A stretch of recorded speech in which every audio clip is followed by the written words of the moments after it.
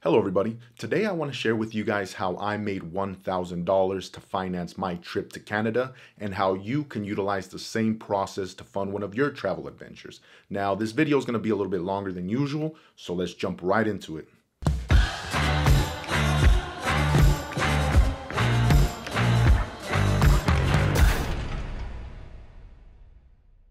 Now, as we all know, traveling is not the cheapest activity to partake in, but when accomplished, pays great dividends in regards to overall happiness and quality of life. And this process, when done correctly, helps you achieve that result much faster and much easier. Now, the whole process revolves around a very simple concept, which is to sell items that will probably, eventually, end up in the trash. Items such as old watches, textbooks that you're probably never going to read again, and old Christmas gifts that you have just laying around, like this one right here. Now, that last one was a joke. I would never sell that mic. I love that. I use it every day, which is probably not good. I may or may not be developing some type of habit because of it. So if my life gets a little bit rocky in the next couple of years, it's your fault, my friend. It's your fault. But nonetheless, that is one item that I would never sell. You get what I mean. These are items that are just collecting dust in your garage, your attic, your closet, your basement, and they may be things that you think no one else would want to buy, but without bringing proper exposure to those items, you'll never really know. So they just keep sitting there and sitting there and sitting there, and before you know it, you've had enough, and so you decide to clean house and you throw it all in the trash versus taking that time to put them up on a platform and see if you could sell them. One item that comes to mind is when I had my mom's house re-fenced. Part of the old one had this real beaten swing door and it was rotten, and I didn't think anyone would want that. And so I was gonna let the contractors take it with them, but I told myself, you know what, let me see if I could find someone out there to at least give me $5 for that. I would be happy with $5. And what ultimately ended up happening was I made $20 off of it. Now, that may not seem like a lot, but that is $20 that I didn't have. And if you keep repeating the process over and over and over, you're just stacking your chips. And before you know it, you have enough money to buy a round trip ticket to a destination that you've been holding off on. So let's just say you're on board with the idea. You walked around your garage, your closet, and you picked out a few items that you can honestly look at and say, you do not bring joy to my life, and because of that, I'm going to sell you and make some money. Now, again, I'm not going to sell this. It was just the closest thing to me to use for an example. So the next stage is to put them up on a platform. Now, the one that I'm going to be using for this example is one called Let Go. That one has made me a good amount of money. And there are other ones such as OfferUp and probably 10 different ones that do the same thing. So you can use whatever you think works best for you. And what I'm going to be discussing applies to pretty much all of them. Now, if you wanted to do a set it and forget it type of setup where you just uploaded an image of each item and just let the platform do what it does, I'm sure you could get a couple of sales, make some money, and everything will be good.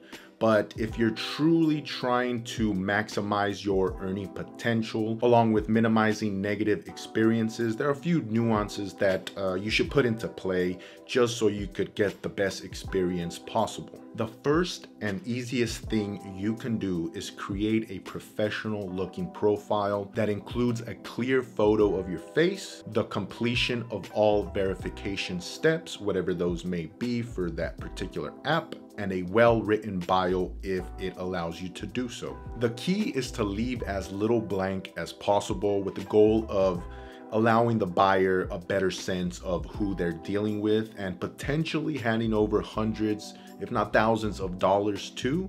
Now, it's pretty accurate to say that buying things on the internet from complete strangers has a certain shady aspect to it. So it's your job to eliminate that energy as much as possible. And the only way to do that without communication verbally is to have a solid looking profile in which they could analyze and come to a decision whether they want to deal with you or not.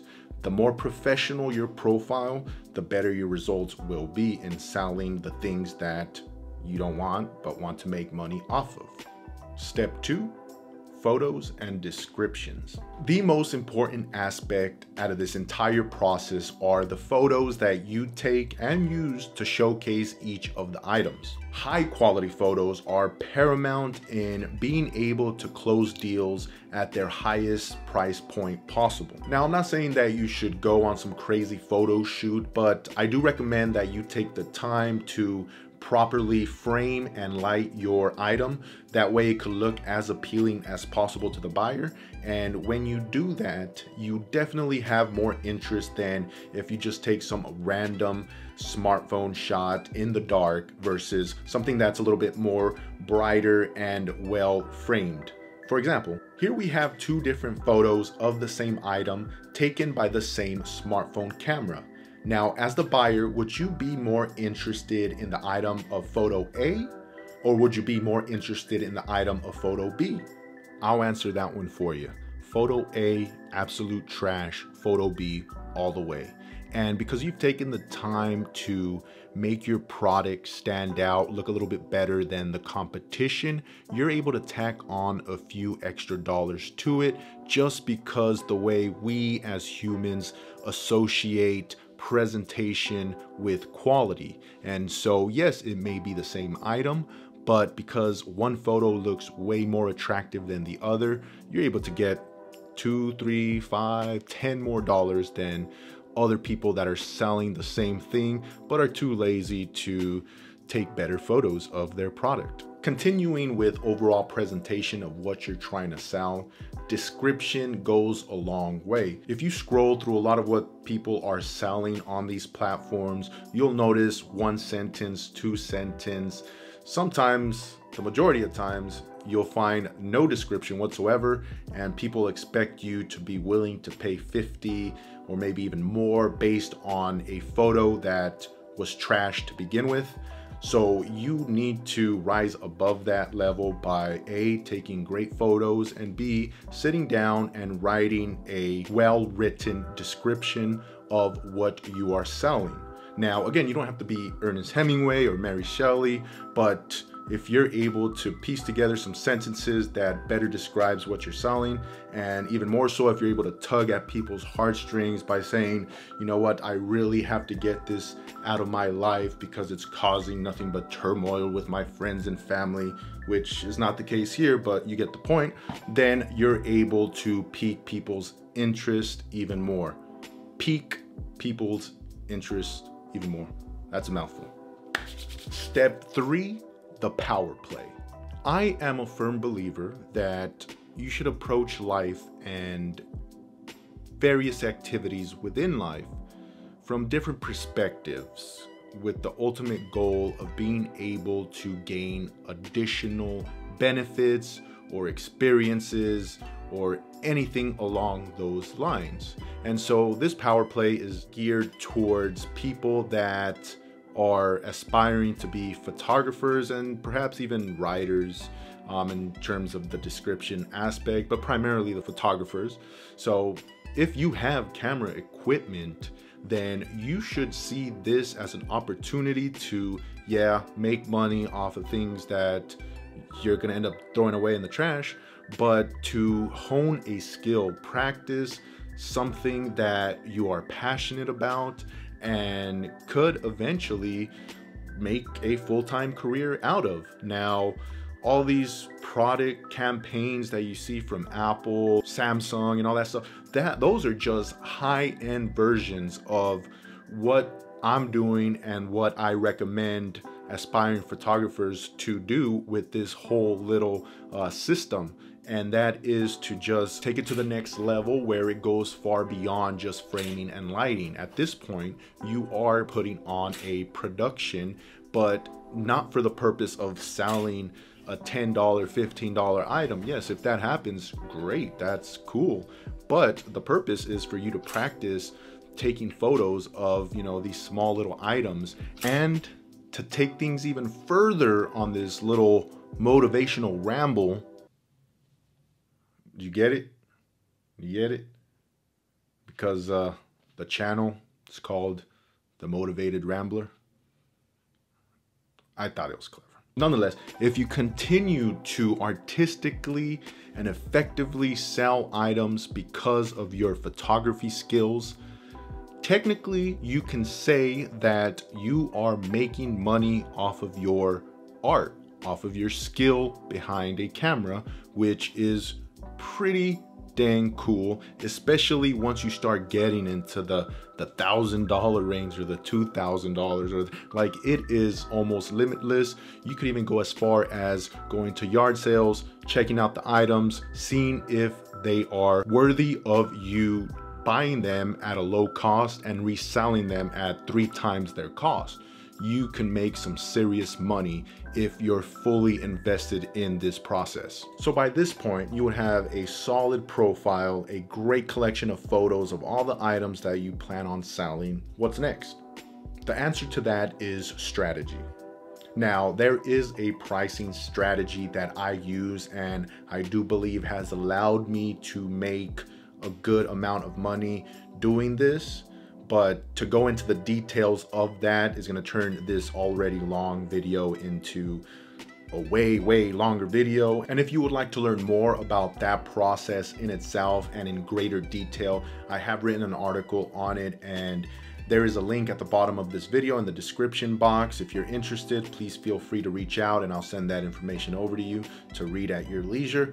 But the strategy that I want to focus on this video deals with logistics and completing each transaction with as minimal expenditures as possible. What I mean by that is, what good is a $10 sale if you're spending a tremendous amount of gas and time driving in traffic? At that point, the sale may not even be worth it. With strategy, you're able to minimize any of those factors as much as possible. What you must do when choosing a location to complete a transaction is to A, pick somewhere relatively close to you in which you're not wasting a ton of gas, but also choose a place that offers you additional benefits. Using myself as an example, I always choose a location near one of the gyms that I go to.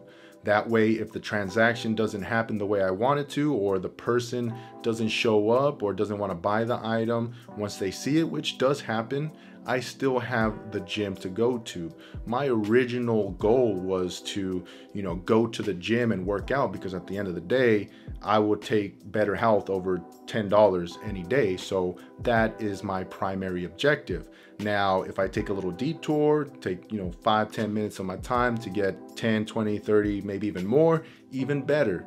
And if the transaction does go according to plan and I do have money, I still go to the gym. And it's just that, ladies and gentlemen, is the situation and the results and the outcome that I always strive for. And I've been pretty successful in that regards.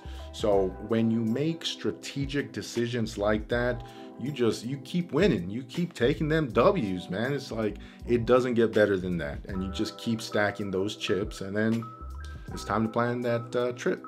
What you always want to avoid is giving the buyer the power to choose when and where the meetup spot will happen.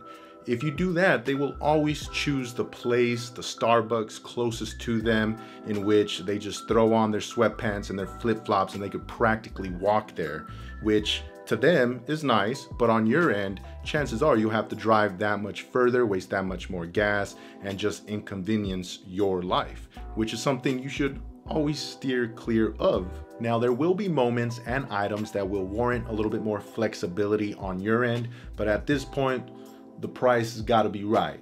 For $100, $200, then yeah, you may be willing to drive a little bit further. But even then, I still recommend that you put yourself in the driver's seat and you control the whole transaction. So yeah, even though you're driving a little further than you would for a $10 item, you still choose a location that will benefit you if that person doesn't show up or decides not to buy it at the end of the day. When engaging with this process and this platform as a whole, you have to come at it with the understanding that there are a lot of people that do not care if they waste your time. So it's up to you to gather as much information as possible and decide whether you're going to meet them or not. Now, there are a few things that you can do to get a better understanding of who you're dealing with, and the thing that I rely on the most is the way they're communicating with me, the grammar that they're using, and are they being standoffish on the price, on the time, on the location of the meetup. And I use all of that, and then I decide, okay, I'm gonna meet this person, or no, I'm gonna block them and continue on trying to sell to other people. And thankfully, on these platforms, there is another element that makes that process that much easier, and that is user reviews. And user reviews are extremely helpful in allowing you to get a better understanding of the person that you're dealing with. So if that person has 5, 6, or 10 5-star ratings with positive comments and notes, then that's a pretty good sign that if you do drive a little bit further than usual, chances are that transaction is going to be completed with little to no issues. And as a seller, it is just important, if not more so, to get as many 5-star ratings and comments and notes, because when a buyer sees your profile and sees your higher priced items, he'll look at your track record and say, okay, this person is on the up and up. He is selling items that match the price that he's attached to them, apparently according to all the reviews. And so that is what you want. You want to have a professional presence on these platforms. And at the end of each transaction, it is beneficial for you to ask them nicely if they could leave a review on your profile, and you'll do the same for them. In doing so, it's a win-win type of situation, because they'll become more trustworthy buyers, and you as a seller will become more trustworthy as well. There you go, ladies and gentlemen, one easy-ish way to make $1,000 and more. Now, I know a lot of you guys will use this method to buy more things, which is quite easy to do in this world of consumerism, but I urge you to put that money off to the side and create a travel fund, so when vacation time comes around, you're able to splurge, and that way create amazing memories that you can reflect on for the rest of your life. As I said earlier in the video, I spent my money on a trip to Canada. I drove from Vancouver to Squamish to Whistler and then back to Vancouver, and it was absolutely amazing. It was a 7-day trip. And if you're interested in seeing how I manage my money in regards to travel, I'm gonna go down in detail and break down all the expenditures of that trip. So if you're interested in that, I highly suggest that you hit that subscribe button, hit that little bell button, and hit that thumbs up button, and I will catch you in the next one. God damn. I'm thirsty. You thirsty? I'm thirsty. Whew. Cheers.